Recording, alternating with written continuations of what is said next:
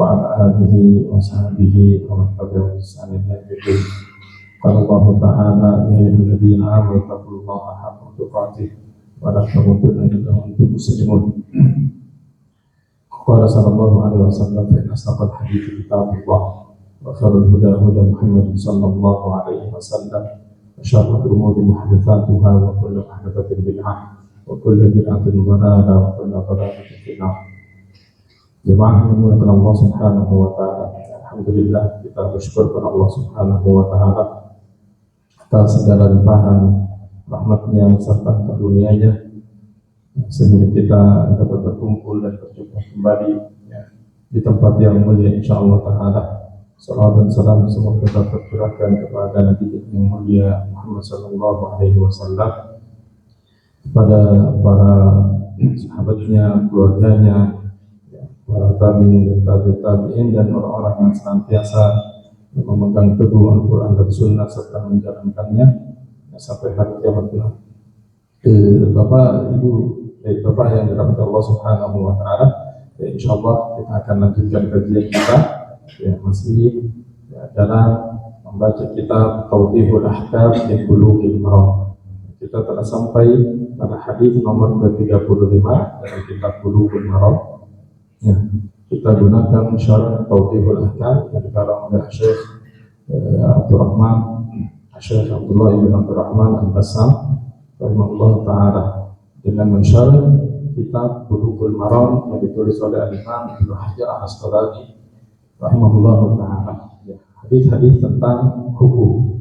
Kita telah sampai pada pembahasan hadis nomor 35. Pada pertemuan yang lalu kita telah membahas masalah al-istinsar, mengeluarkan air dari hidung ketika bangun tidur. Pada hari ini insyaallah kita akan bahas satu atau dua hadis. Nomor 35 itu hadis dari Abu Hurairah. Nanti nomor 36 jika memang cukup waktunya, kalau tidak kita cukupkan dengan satu hadis ini. Baik, bisa dilihat bukunya masing-masing yang ada PDF-nya. Qala al-mu'allif rahimahullah ta'ala, berkata pengarang kitab, wa an Abi Hurairah, dan dari sahabat Abu Hurairah radhiyallahu anhu, semoga meridai Allah anhu, kepada Abu Hurairah. Qala, berkata Abu Hurairah, qala Rasulullah sallallahu alaihi wasallam, berkata atau bersabda Rasulullah sallallahu alaihi wasallam, idza staiqadha, apabila bangun, ahadukum, salah satu dari kalian, min naumihi, dari tidurnya, fala yadmis, maka janganlah yadmis, memasukkan yadahu, tangannya, fil ina, ke dalam ina. Ina itu wadah kecil, namanya ina. Hatta yaghsilaha, sampai dia mencuci tangannya, salasan, sebanyak 3 kali. Fa innahu, karena sesungguhnya ia, la yadri, tidak mengetahui, aina, di mana, batat, bermalam, yaduhu, tangannya. Muttafaqun alaihi. Hadis ini diriwayatkan oleh Imam Bukhari dan Muslim. Wa hadza lafzu Muslim, dan lafaz ini itu yang ada pada Imam Muslim. Hadisnya sudah jelas bahwasanya Nabi sallallahu alaihi wasallam bersabda, jika salah satu dari kalian bangun tidur, pada yadnis yadahu, maka janganlah dia memasukkan tangannya fil ina'i, ke dalam wadah secara langsung, hatta yaghsilaha, sampai dia mencucinya salatan, sebanyak 3 kali. Setelah dia mencucinya, baru silakan mencelupkan langsung ke dalam ina atau ke dalam wadah tersebut. Kenapa? Alasannya atau ilahnya adalah fa innahu la yadri aina batat yaduhu, karena kita tidak tahu bagaimana kedua tangan kita bermalam ketika kita sedang tidur malam. Muttafaqun alaihi. Hadis ini diriwayatkan oleh Imam Bukhari dan Imam Muslim. Baik, tentunya hadis ini sangat jelas berkaitan dengan mencuci tangan. Perintah Nabi SAW untuk mencuci tangan ketika bangun dari tidur. Kita lihat poinnya apa saja. Poin pertama,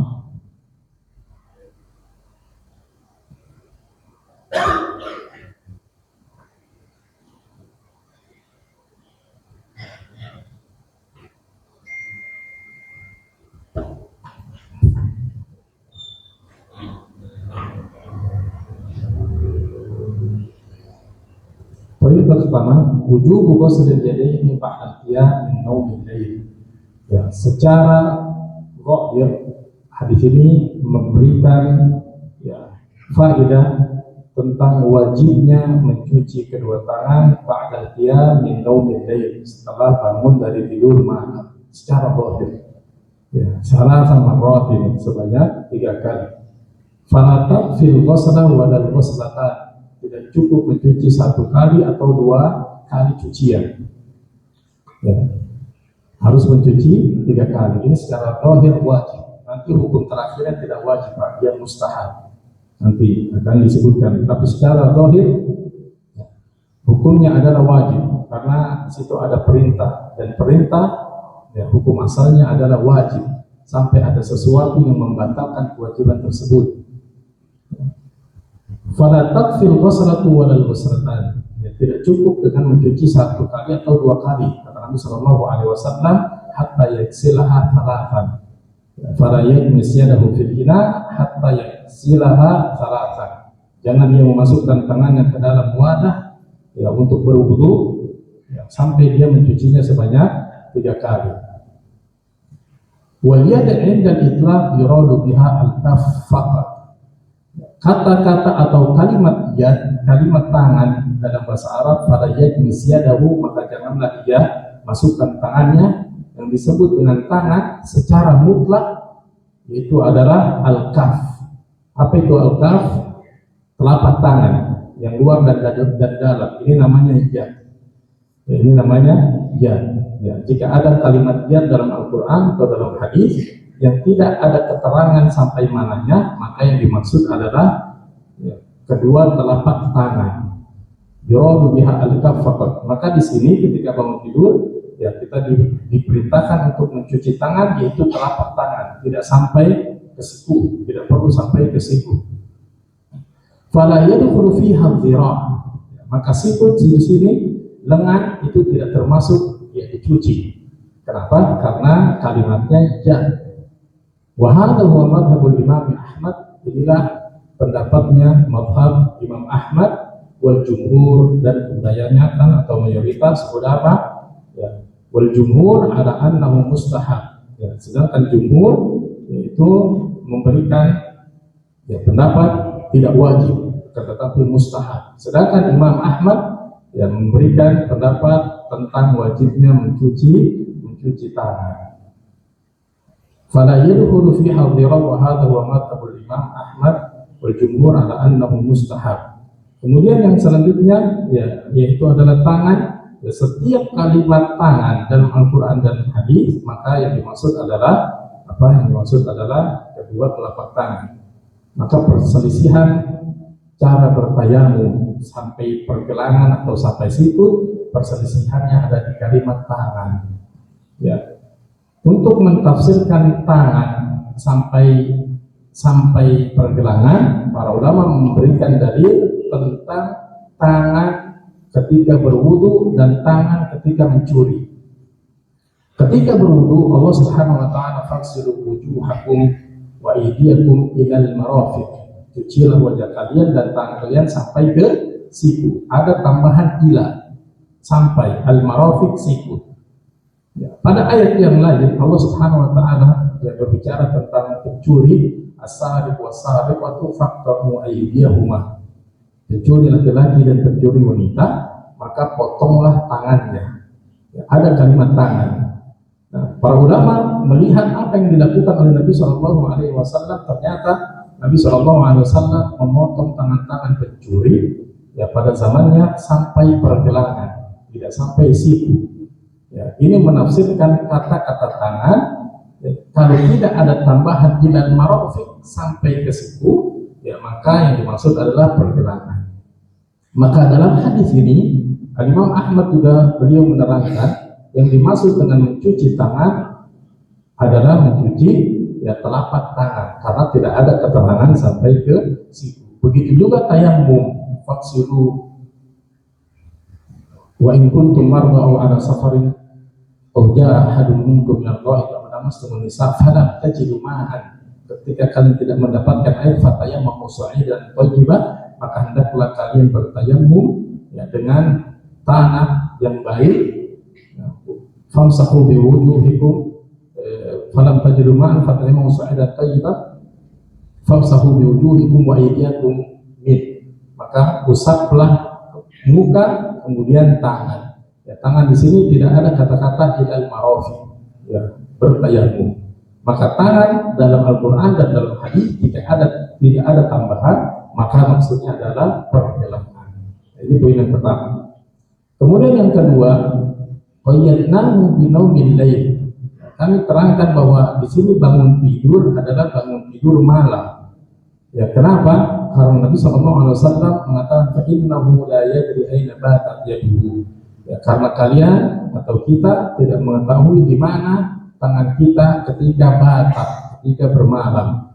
Wal baitutah, kalimat batat mabit ismun li naumil lail. Itu nama untuk aktivitas tidur di malam hari. Tidur di siang hari tidak dinamakan baitutah, tidak dinamakan mabit, tidak dinamakan bata. Ya, yang disebut dengan bata yaitu adalah tidur pada malam hari.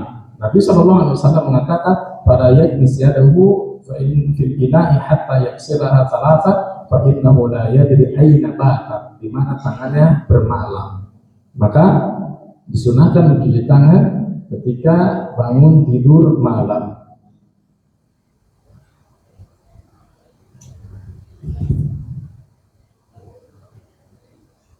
Wa sayati madhhabul jumhur annaha tubsalu min umumin naum lailan aw naharan. Ya. Namun menurut jumhur ulama nanti akan dikatakan ya madhhab jumhur ulama mayoritas ulama yang mengatakan naum di sini disebutnya yang dimaksud dengan atau disunahkan mencuci tangan baik dari bangun tidur malam maupun bangun tidur siang. Yang penting bangun tidur, karena ilahnya adalah bukan tidurnya, ilahnya adalah kita tidak tahu di mana tangan kita ketika kita tidur. Yang ketiga, an-nahyu an idkhalihi ma'al bina qabla ghuslihi thalathan. Ya, larangan untuk memasukkan kedua tangan dalam bina. Lakin law ghusila yadan wa law ghasala yadan wahidatan wa lam yusib falahu idkhaluhuma wahdaha fa likulli yadin hukmuha. Dalam hadis ini kita dilarang untuk memasukkan kedua tangan. Namun apabila satu tangan sudah dicuci, maka boleh satu tangan itu dimasukkan. Yang tangan yang belum dicuci tidak boleh dimasukkan. Maka cara Nabi SAW adalah menumpahkan air dari wadah untuk mencuci tangan kanan terlebih dahulu, kemudian baru mengambil tangan tersebut untuk mencuci tangan kiri. Atau sebaliknya boleh. Tapi Nabi SAW menyukai at-tayammun, memulai dengan yang kanan. Wa dzakara al-inad wa dzikrul inad dalilun ala anna an-nahya makhsusun bil ada dun al-dirati wal hiyad. Ya, di sini ya, disebutkan bahwa ina yaitu adalah tempat yang kecil, wadah yang kecil seperti baskom kecil. Ya, ini adalah larangan untuk mencelup ke dalam baskom. Adapun kalau airnya seperti air kolam yang besar, yang banyak airnya, maka tidak termasuk di sini. Tidak diwajibkan untuk mencuci tangan terlebih dahulu. Boleh langsung memasukkan air tangan ke dalam kolam tersebut. Yang keempat, akhadha ashabuna min hadzal hadits ya anna al-ma' al-maghmus fihi yadul qa'im min nawmil lail sulibat at-tuhuriyyatu minhu. Ya. Madhab Imam Ahmad, ya, mereka berpendapat apabila tangan dimasukkan langsung ke dalam wadah yang kecil, ya, maka hilanglah kesuciannya. Wa annahu asbaha tahiran ghairu mutahhir. Maka ketika hilang kesuciannya, air ini tidak boleh digunakan untuk wudu. Ini pendapatnya Imam Ahmad bin Hanbal. Ya. Walakin hadza qaulun marjuh, tetapi ini pendapat yang marjuh, ya, yang lemah. Wasahih, yang benar adalah annahu batin ala tahuriyatihi lima taqaddama. Yang benar adalah, yang sahih adalah, ya, menurut pendapat Syekh Al-Bassam, ketika tangan kita dimasukkan langsung ke dalam wadah yang kecil, misalkan gayung ya Pak, untuk berwudu, kita masukkan kedua tangan kita, maka tetap dalam keadaan suci dan mensucikan. Dalam artian air itu boleh digunakan untuk berwudu. Ya, kenapa? Annal ma'a la yanjus illa idza taghayyarat sifatun min sifatihi bin najasah. Kenapa? Karena air yang kita masukkan tangan kita ke dalam gayung tersebut, ya, air itu tidak berubah sifatnya, tidak berubah warnanya, tidak berubah rasanya, tidak berubah banyak baunya, aromanya. Ketika air itu tidak berubah sifatnya tetap, maka hukumnya tetap. Ya. Maka memasukkan tangan ke dalam gayung untuk berwudu, hukumnya tidak merubah air. Ya, hukumnya tidak merubah air. Air itu tetap dalam keadaan suci lagi mensucikan. Boleh digunakan untuk berwudu. Tidak hilang kesuciannya. Walaupun kita sudah memasukkan kedua tangan kita ke dalam, ya, gayung tersebut. Kita cuci bangun tidur, kita masukkan tangan kita untuk cuci tangan. Kemudian kita gunakan kembali air yang ada di wadah tersebut untuk berwudu, maka boleh digunakan. Kenapa? Karena hukumnya tetap tohur. Apa itu tohur? Suci lagi mensucikan. Tidak hilang kesuciannya. Ya, tidak hilang kesuciannya. Karena ketika kita memasukkan tangan kita ke dalam gayung, ya, air itu tidak berubah sifatnya kecuali tangan kita kotor, ya, dengan sesuatu yang dapat menghilangkan kesucian air tersebut, maka tidak boleh, ya, maka tidak boleh digunakan untuk berwudu. Seketika air itu akan berubah menjadi suci dan tidak mensucikan. Karena air itu ada berapa Pak? Kita sudah ambil, air itu ada 3 ya. Air yang suci, air yang suci dan mensucikan, air yang suci dan air yang najis. Bagaimana air yang suci dan mensucikan? Secara umum air yang datang dari Allah Subhanahu wa taala secara langsung, itulah air yang suci dan mensucikan. Seperti air hujan, seperti air sumur, seperti air kali, seperti air laut, ya. Laut, yaitu semuanya air yang suci mensucikan. Kapan air itu berubah menjadi suci? Ketika tercampur dengan barang yang suci, ya, namun barang tersebut menghilangkan salah satu sifat airnya. Misalkan air ini suci dan mensucikan, kita campur teh, hilang warnanya, maka air ini tidak digunakan untuk wudu. Kita tambah gula, tidak perlu teh, warnanya tetap tapi rasanya berubah, maka tidak boleh untuk berwudu. Kita tambahin aroma sehingga berubah, warnanya tetap, rasanya tetap, tapi aromanya berbeda, maka tidak boleh digunakan untuk wudu. Tapi dia suci, tidak najis. Kenapa? Karena barang yang tercampur barang yang suci. Gula suci, teh suci, kopi suci.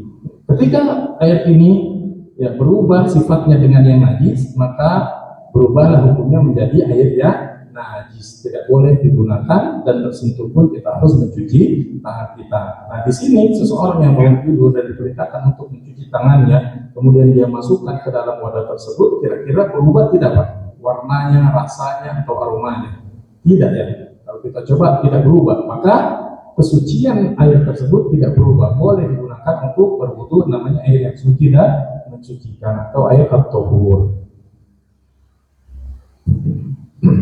Yang kelima, qala al-Khattabi fihi anna al-akhra bil ihtiyat fi bab al-ibadat aula. Qala an-Nawawi ma lam yakhruj an hadd al-ihtiyat ila hadd al-waswasah. Ya, di sini, ya, kata al-Khattabi, ya, untuk berhati-hati dalam ibadah itu lebih utama. Maksudnya gimana? Maksudnya adalah ketika kita ingin menggunakan air ini untuk berwudu, maka baiknya, ini baiknya, ya, baiknya jangan kita mencelupkan tangan kita ketika bangun dari tidur, tapi kita cuci dulu tangan kita sebanyak 3 kali. Takutnya ada najis yang kita tidak tahu. Ini baiknya. Tapi secara umum jumhur ulama membolehkan, ya, air tersebut. Namun kalau dilihat afdaliyah, mana yang lebih afdal, cuci tangan kita terlebih dahulu, baru ketika itu baru kita mulai berwudu. Yang keenam, fi istihbabul kinayah amma yustahya minhu bila hasala al-ifham biha. Yang keenam, di sini ada penyebutan kinayah dalam sesuatu yang malu untuk disebutkan. Mana sesuatu yang malu untuk disebutkan? Ya, tidur fa innahu la yadri aina batat yaduhu. Ya, kalimat karena kita tidak tahu di mana tangan kita bermalam, ini kalimat yang lembut ya Pak ya, yang digunakan oleh Nabi Shallallahu Alaihi Wasallam. Maksudnya adalah kita tidak tahu barangkali tangan kita menyentuh atau memegang sesuatu yang kotor di anggota tubuh kita atau yang najis. Yang keenam, yang ketujuh, yajibu ala sami li sunnati Rasulillah sallallahu alaihi wasallam an yatalaqqaha bil qabul wa idza lam yafham al ma'na falyarudda hadha ila qusurin fil 'aqli al bashari wa illa fa ahkamullah ta'ala mabniyatun 'ala al masalih. Allah ta'ala yaqulu wa ma utitum min al ilmi illa qalil. Amma al khawatir ar-radhi'ah falyadfa' an nafsihi fa innaha min ilqa'i syaitan wa waswasatihi. Yang ketujuh adalah yang wajib bagi kita ketika kita mendengar ya hadis-hadis Nabi Shallallahu Alaihi Wasallam, maka hendaknya kita menerima hadis tersebut ya jika memang kita bisa pastikan bahwa hadis itu adalah apa? Sahih. Ya, walaupun kita tidak tahu ilahnya, ya walaupun kita tidak paham kenapa Rasulullah Shallallahu Alaihi Wasallam memerintahkan hal yang seperti itu, maka yang baik adalah wa ma utitu minal ilmi illa qalil, kita menerimanya karena apa yang kita miliki dari kemampuan kita, dari pengetahuan kita itu hanya sedikit dan terbatas. Ya, maka ketika datang ayat, ketika datang hadis Nabi Shallallahu Alaihi Wasallam, maka ketahuilah itu ada maslahatnya bagi kita semuanya. Ya, ini poin yang terakhir. Kemudian disebutkan ya khilaful ulama, perbedaan pendapat di kalangan para ulama. Ya, dhahaba Syafi'i wal jumhur ila anna kulla nawmin min laylin aw nahar. Al-Imam Asy-Syafi'i dan jumhur mayoritas para ulama ya mereka mengatakan yang disebut dengan tidur di sini adalah tidur ya malam dan tidur siang. Ketika kita bangun dari tidur malam, ketika kita bangun tidur dari tidur siang, maka disunahkan kita mencuci kedua tangan kita, bukan hanya tidur malam. Yushra'u ba'dahu ghuslul yadayn, diperintahkan, disunahkan kita disyariatkan mencuci kedua tangan. Li umumi qawlihi min naumihi, mana dalilnya disebutkan dalam hadis tersebut ya keumuman kalimat dari tidurnya. Ya, dari tidurnya di sini baik malam ataupun siang. Fa innahu mufradun mudhaf wa huwa ya'ummu kulla naumin. Wa amma qawlu aina batat yadu fa huwa qaydun aglabi. Ya, adapun kata-kata karena dia tidak tahu di mana tangannya bermalam, ya ini disebutkan ya kata para ulama disebutkan secara aglabiyah. Secara aglabiyah maksudnya adalah kebanyakan orang tidur pada malam hari. Siang harinya ya tidak semua orang tidur siang. Ya, tapi mayoritas ya rata-rata hampir semuanya manusia mengalami tidur malam. Maka penggunaan ya kalimat batat tidur malam itu karena tidur itu kebanyakan dilakukan di malam hari. Wa mata kana qaidu aglabiyan fa huwa inda usuliyyin la mafhuma lahu. Ya ketika kata-kata yang digunakan itu ya berupa kata-kata yang mensifati sesuatu yang umum, maka di sini tidak ada hukumnya. Ya, kama qala ta'ala wa rabaikum allati fi hujurikum min nisa'ikum allati dakhaltum bihinna fa huna qayyadan ahaduhuma allati dakhaltum bihinna wa hadha qaydul maqsud wa idza jaa mafhumuhu wa huwa qawlu ta'ala fa in lam takunu dakhaltum bihinna fala junaha 'alaykum. Al-qayd tsani qawlu ta'ala allati fi hujurikum fa hadha qaydun aglabiyyun wal qaydul aglabi la mafhuma lahu wa idza lam yati lahu mafhumun fil ayat al-karimah. Wa mithlu hadha al-qayd fi hadits al-bab bi qawlihi batat yaduhu fa innahu qaydun aglabi. Jadi pendalilan ya dari ayat Al-Qur'an ya, tentang masalah ya masuknya seseorang ke dalam rumah ya yang ada anak angkatnya ya, yang ada anak angkatnya ya, dari segi pendalilan hampir sama. Kita ambil dalil yang ini saja, yang hadis ini yang kita bahas tentang ayatnya ya, maksudnya adalah secara mayoritas kalimat tidur itu digunakan untuk malam hari ya. Maka bagi yang tidur siang masuk ke dalam hadis ini ya. Wa mithlu hadzal qaid fi hadits al-bab. Wa amal masyhur min madhhab Imam Ahmad, dan adapun yang masyhur ya dalam madhhab Imam Ahmad fa innahu la athara li naumin nahar wa inna wujudul ghusli khasun bi naumin lail. Kata mazhab Imam Ahmad yang masyhur, ya tidak disunahkan bagi yang bangun tidur siang, ya sementara disunahkan bagi yang bangun tidur malam. Itu wati fa inna ahadakum la yadri aina batat yaduhu. Ya, kenapa? Karena dalam hadis Nabi sallallahu alaihi wasallam mengatakan karena salah satu kalian tidak tahu di mana tangannya bermalam. Ya, bermalam. Kalimat bermalam berarti tidur malam. Waqtalafa al-ulama fil hikmah. Para ulama berbeda pendapat. Apa hikmahnya? Kenapa kita disunahkan, diberitakan untuk mencuci tangan sebanyak 3 kali setelah bangun tidur? Ya, fadhahaba ba'duhum, sebagian ulama mengatakan annaha minal umur allati tawiyat anna hikmataha falam na'lamha. Sebagian mereka berpendapat ini adalah di antara perintah yang kita tidak mengetahui hikmahnya. Ma'a i'tiqadina anna ahkamullah ta'ala mabniyatun 'ala al-masalih wal manafi'. Ya, kita tidak tahu, namun kita meyakini bahwa apa yang diperintahkan oleh Nabi kita Muhammad SAW dan hukum-hukum Allah Subhanahu Wa Taala itu mabniyatun, terbangun alal masalih wal manafi', itu terbangun di atas al-maslahat dan manfaat.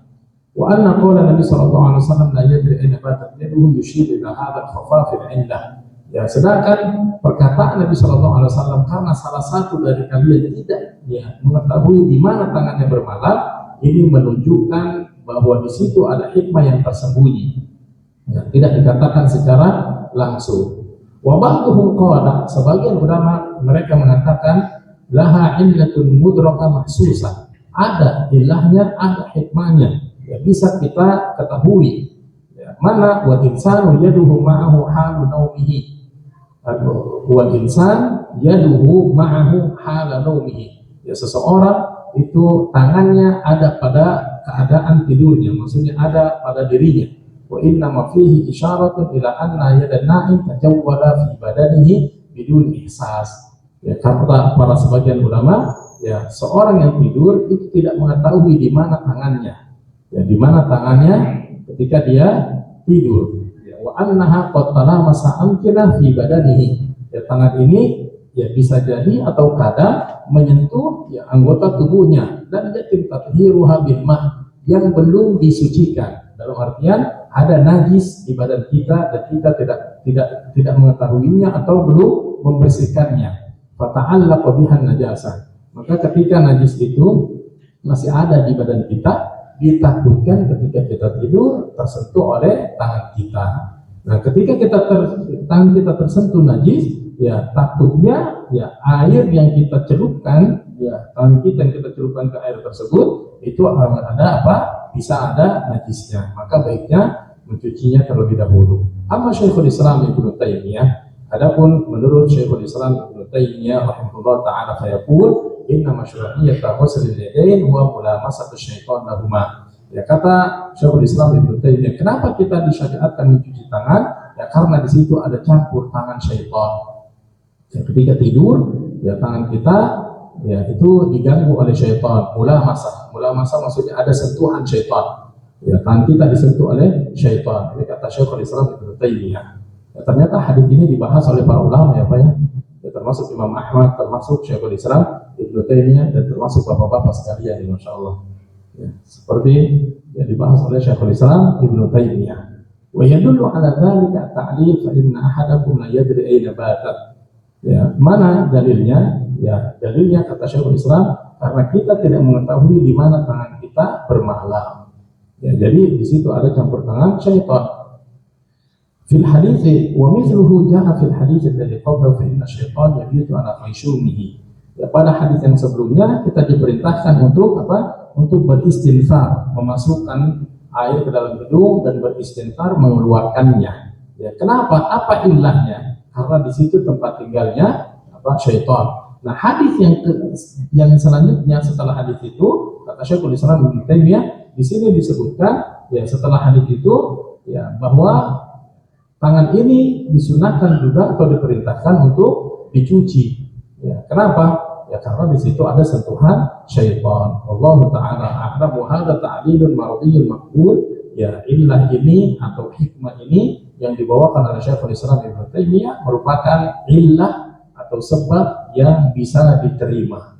Wal'ala al-musannif lam yaqrin al-haditsaini huna illa isyaratan ila taqarib al-ma'na bainahuma. Al-Imam Ibnu Hajar al-Asqalani, kenapa mendatangkan hadis ini secara berurutan? Yang pertama, beristinfar, memasukkan dan mengeluarkan air ke dalam hidung, istinsyak dan istinfar, dikarenakan tempat tinggalnya syaitan. Kemudian Ibnu Hajar mendatangkan hadis yang serupa, yaitu tentang mencuci tangan. Kata beliau pengarang kitab, bisa jadi pengarang kitab ini itu Al-Imam Ibnu Hajar al-Asqalani yang menggandeng dua hadis ini karena maknanya serupa. Maknanya serupa, diperintahkan mencuci rongga hidung karena ada syaitannya, ada campur tangan syaitan, dan juga mencuci kedua tangan. Wakhtalafa ulama ayatan hal li hadzal amr ma'nan am annahu ta'abbudi. Para ulama mereka berbeda pendapat lagi. Dalam hal ini, apakah ini artinya adalah perintah secara makna?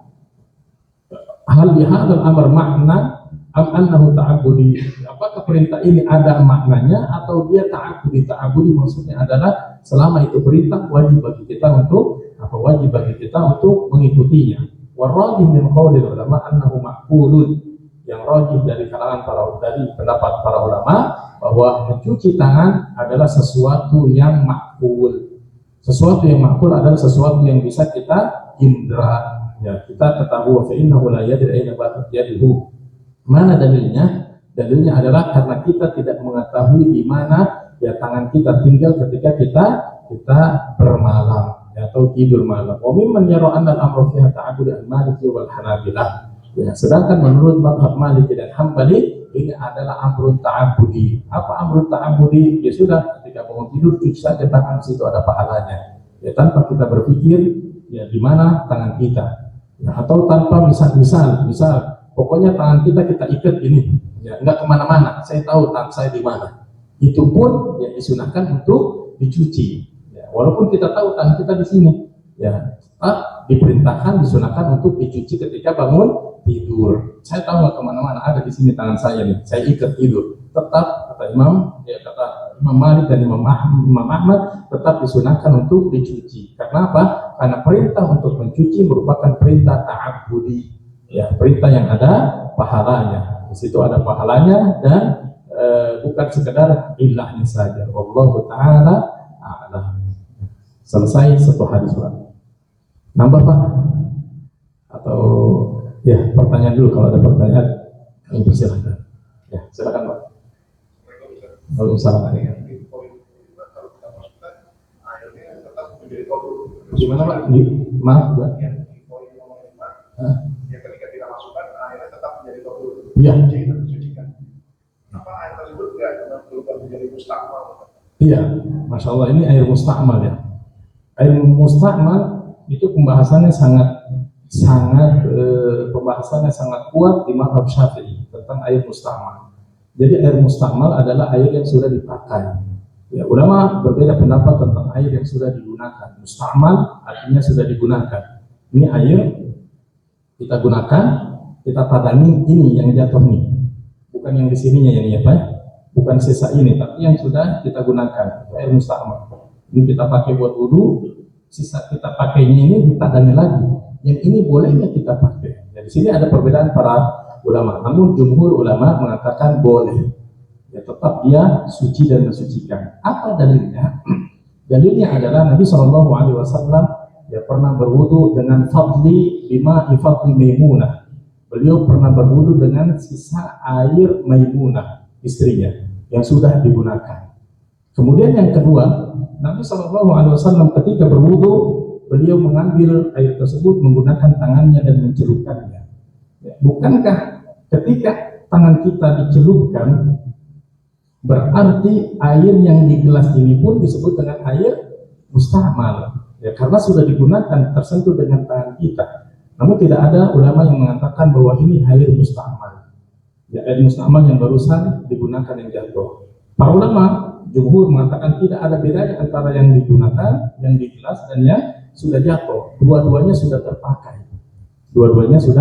terpakai. Kemudian yang ketiga, pendalilannya bahwa sesuatu air yang tercampur dengan sesuatu yang suci dan tidak berubah sifatnya, maka hukumnya tidak berubah. Misal, ya air ini kita celupkan tutupnya kita celupkan. Ini air mustakmal. Ya, maksudnya mustakmal dia tersentuh dengan sesuatu yang suci. Ya, karena manusia itu suci.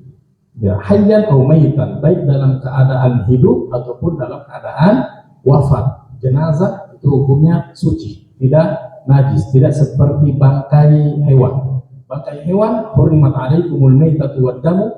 Bangkai hewan ada dua. Yang pertama, hewan yang mati tidak disembelih. Yang kedua, hewan mati disembelih namun bukan dari hewan yang boleh dimakan dagingnya. Misalkan kucing, matinya disembelih tetap bangkai karena dia tidak dimakan.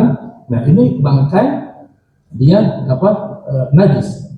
Nah, sedangkan manusia kita ketika kita gunakan air tersebut, ya maka air tersebut tetap menjadi suci. Kenapa? Karena kita tidak najis. Walaupun kita najis, selama air ini tidak berubah sifatnya, maka tidak najis. Mana dalilnya? Kita sudah bahas. Ya, zaman Nabi SAW ada sumur yang namanya sumur Budo'ah. Sumur Budo'ah ini dia sumur tapi bentuknya kayak kolam ikan, agak lebar dia, Pak. Di situ ada mata airnya, disebutnya sumur. Ketika hujan datang, ya najis disebutkan. Ya, para sahabat bertanya ke Nabi SAW, bukankah di sumur Budo'ah tersebut ketika hujan datang, ya sampah-sampah itu akan termuara di sumur tersebut. Disebutkan sampai ada bangkai anjing, disebutkan sampai ada bekas pembalut wanita, darah-darah haid di situ. Namun Nabi SAW masih berwudu di situ. Kenapa alasannya? Kata Nabi SAW, fa innal ma'a la yanjus. Ya, karena air ini tidak berubah menjadi najis. Kenapa? Karena sampah-sampah yang tersebut yang tadi tidak merubah sifat di antara sifat-sifat air, tidak berubah warnanya, tidak berubah baunya, tidak berubah rasanya. Ya, maka Allah Ta'ala dia pendapat jumhur ulama ini yang lebih kuat tentang air mustakmal. Ya, selama air itu mustakmal dan tidak berubah tidak berubah sifatnya, maka boleh. Ya, maka boleh digunakan. Ya, apalagi tercampurnya dengan sesuatu yang suci. Yaitu siapa? Kita manusia suci. Maka kita wudhu seperti ini atau kita cuci, ya air yang tersisa baik yang di sini ataupun yang jatuh, maka ini diperbolehkan. Namun ada catatan. Ya.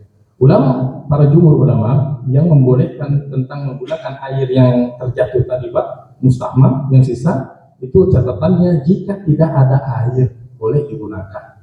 Ya, karena pembahasannya bukan di pembahasan najis atau tidak najisnya. Pembahasannya layak atau tidak layak digunakan.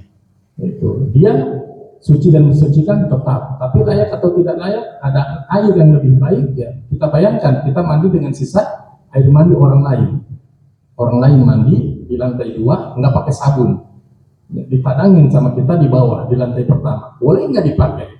Boleh saja. Najis nggak airnya? Enggak. Kenapa? Berubah enggak. Dia nggak pakai sabun, nggak ada najis, badannya ya paling berkeringat. Ya, badannya paling berkeringat. Keringat manusia ya tidak najis.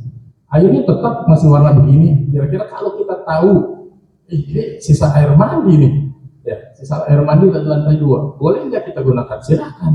Tapi mau nggak kita gunakan? Agak risih ya Pak ya.